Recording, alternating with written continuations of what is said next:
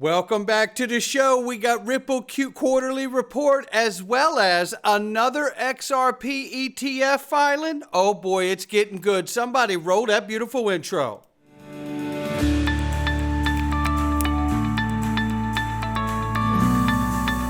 Digital Perspectives with Brad Kimes. Come on in.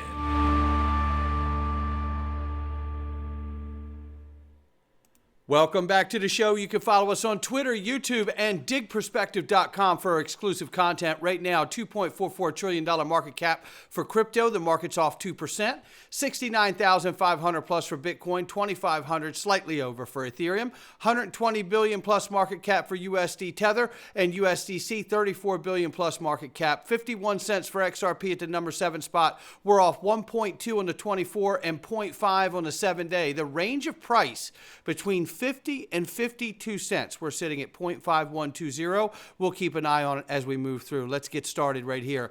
The next wave of innovation on the XRP ledger and Web3 is here. It's Futureverse specifically. Take a listen to this. Futureverse is a big company born from the merge of 11 companies. Every company is focusing or specializing on a specific piece of the big puzzle. There is no company that can take on the task of building the metaverse by itself. It has to be contribution from a lot of different parties. And when I say parties, we are not just talking about companies, we're talking about end users. Futureverse has these two main areas. One is the research side, on the AI, but not just AI, with our own models, trying to approaching AI and the creation of models differently from what other companies have been doing.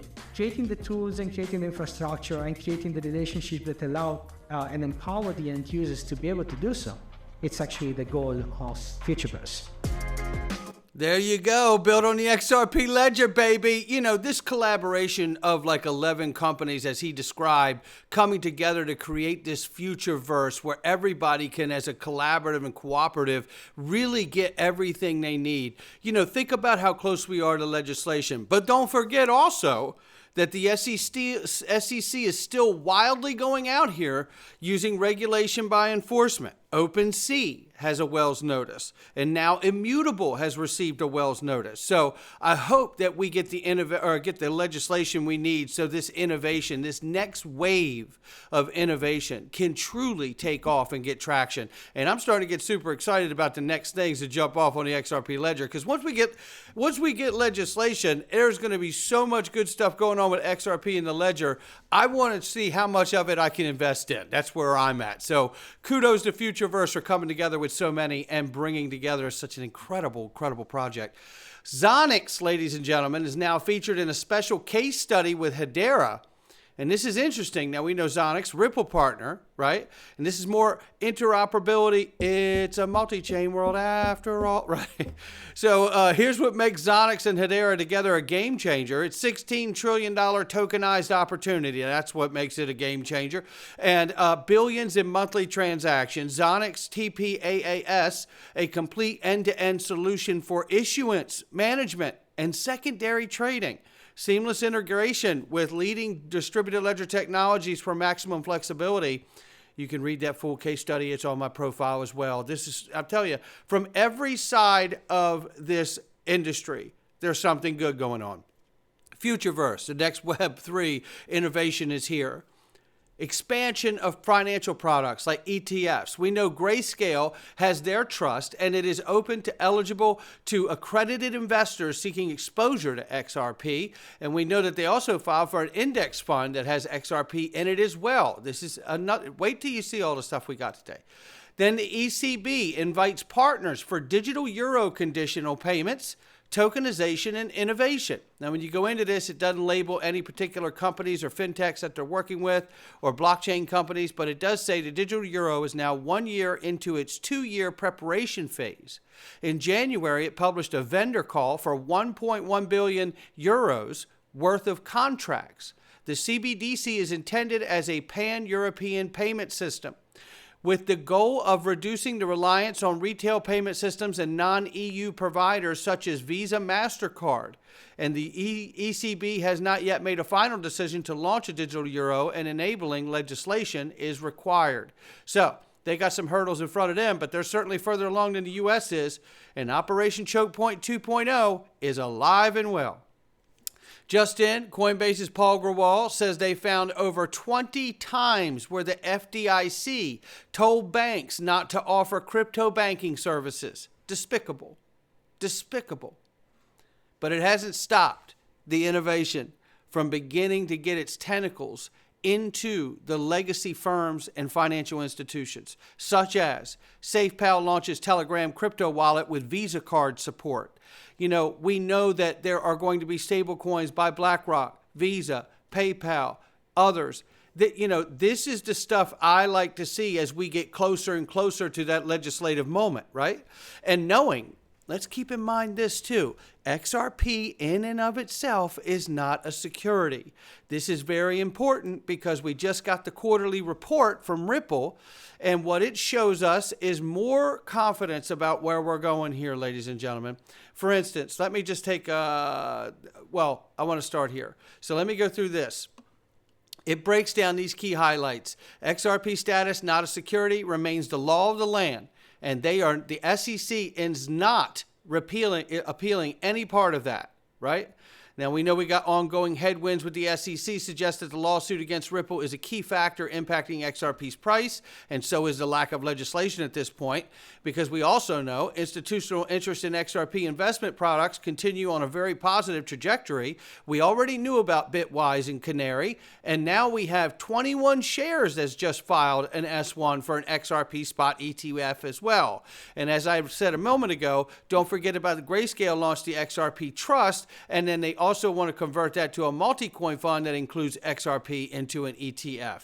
Now, the other thing, there's so many great things about us. It talks about the Fed cuts. Don't forget, we may see another 1/4 to 1/2 point before the end of this year, so over the next 2 months. And that's going to help open up the crypto market should that take place as well. That plays in the favor of assets broadly, right? So then we know we go past the ETF filings here. XRP is not a security. All the different companies that are filing, that means the institutions are bullish on it, right? That's what it means. Now, I'm skipping past incredible parts of this report, but I want to get down to something down here. Let me move here very quickly. And it is quite a lengthy report. It's done very well. Then you have, don't forget, we had the Sheila Bair join the FDIC, former FDIC, voted the most powerful woman twice in the world, is now an advisor working with the real USD when it launches, right? And despite a drop in the DEX volume, the total value, TVL, the total value locked in automated market makers grew significantly, doubling from 8.5 million to 16.2. How about that?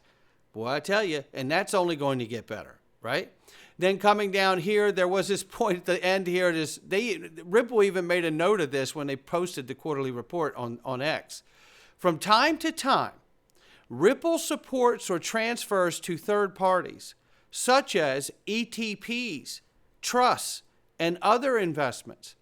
XRP that Ripple reasonably expects to maintain in its holdings.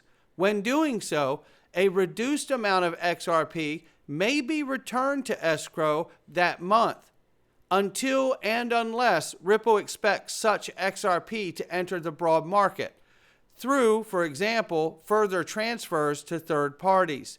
That XRP is included in XRP held by Ripple, which you can see right now is at June it was at 4.682, right? And then here we see 4.4. So you see where it is there. Look, to me, this is exciting because, it shows even further demand beyond the filings for the ETFs to me. And I'm getting super excited. I got to be honest. I really am. But here is the news of 21 shares breaking that it's filed its XRP ETF filing with the SEC. And here is the actual filing itself. Shout out to Abs for that one. Here are the 4 together, as you can see. And then we have Brad Garlinghouse's response in the matter. He says, the message from the market is clear. institutional interest in XRP products is stronger than ever. When people say that, hey man, the price hasn't moved and things aren't happening and it's pretty much dead in the water, it's like, well, of course it is. Look how deeply seated all of its partnerships are into the financial system. It isn't going to be the court case that unlocks this. It needs to be legislation. Look, we already have clarity per se. It's not a security. The U.S. Treasury has defined it in 2015 as a virtual currency. The problem is that the agencies, which Brad Garlinghouse has commented on, the SEC and the OCC, connected to the Treasury that ruled XRP as a currency, has told the banks, don't you dare. Right? Don't you dare until we say so. Which means we have to have some kind of legislation where those agencies cannot overstep their bounds and say that against something that actually has legal clarity. So we need some further clarity that resolves the matter completely so the financial institutions can come off the sideline and use what they understand to be not only not a security, but a virtual currency. We're getting closer. But it doesn't deter me, just like I know it doesn't deter the institutions that are filing for these ETFs. So if they're filing and the price is down, I'm accumulating. You know, patience is the greatest attribute of any investor. There is no question about that. And I've been investing for a long time at 53 years old. And I have learned that lesson over and over and over. In fact, it is the greatest lesson that I have learned as an investor. And not only that patience, but the awareness to go along with that patience, that if I still believe in it, I'm still accumulating it. Not financial advice from me or anyone else. There's the highlights from the Q4 or the quarterly report, Q324. And here are some important dates for some of these XRPs. So we know that the first deadline, December 24, and the second deadline, February 25, third deadline, April 25, final deadline, June 25, live date, August 25. 25 could be a remarkable year if we could just get Congress to part the seas for these agencies to know exactly where they belong. Let's take a look at this. Eggrag Crypto, shout out to the OG, XRP color code to $1.40. Check out his April 15th post here. If you go into it, let's get a look at this. This is laid out so nicely. And it plays out beautifully to where we are right now. You can see where we are. You can see this zone, right? This accumulation demand zone here. We're in it. We're not down into the red flag at all right now. Doesn't mean we won't dip and touch, but we're not there. Now, it's exciting because if we get over that $1.40 mark, right, or hit that $1.40 mark, then to me, first of all, I've been here when XRP goes over $1. It's insane to watch. It's unbelievable to watch. And then he reposts this from back on September 20th, showing the different wave spans between the different Fibonacci levels, right? And this is pretty remarkable because if you go into this, and this is in comparison here, XRP to USD chart, and if you follow the legs up, 2, 3, 4, and then 5, we could bust all the way up, depending how hard that fundamental news is, that legislative clarity. Like, is it just stablecoin legislation that goes through, which will be positive for the market, but doesn't completely allow the financial institutions to use something like Stellar, XDC, and XRP? That would probably be hugely positive to the market, but not give us those powerful effects that we might be looking for. Or do we get the whole enchilada? Stablecoin legislation, market infrastructure bill. Everybody knows this market from day one. Do we get that kind of a passive legislation? Because if we do, then all of these targets, they might even be higher than that, right? It's super, super exciting times. Ladies and gentlemen, that's going to do it for me. Not financial advice from me or anyone else. It's just my digital perspectives. And I just want to take a second to thank everybody for giving me the access into your life. I don't take it for granted. And I hope that I have been able to do nothing else but at least save you some time in your week. I know you're busy, you work hard, you have family, you have friends, you have hobbies, you have dreams, you have goals. And I hope that I've been able to help you get the information along the way that helps you make the best decision for yourself with all the other information that you gather.